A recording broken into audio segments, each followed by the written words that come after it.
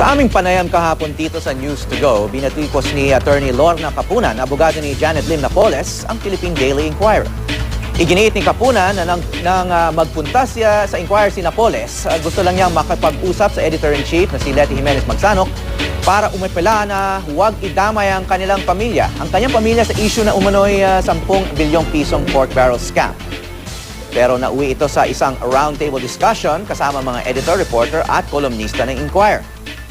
Sinabi rin ni Capunan na walang katotohanan ng mga ulat ng Inquirer. Giit naman ng Inquirer, hindi sila pumapayag sa one-on-one interviews lamang sa kanilang tanggapan.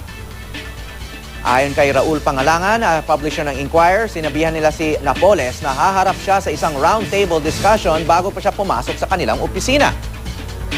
Pinaninindigan din ng Philippine Daily Inquirer ang kanilang mga ulat kaugnay kay Napoles na nasasangkot sa pork barrel scam.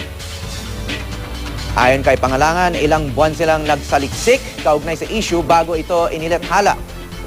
Gusto kasi nilang makatiyak na ibinase nila ang kanilang ulat sa authenticated na mga dokumento at mga sinumpaang salaysay base sa Commission on Audit Reports.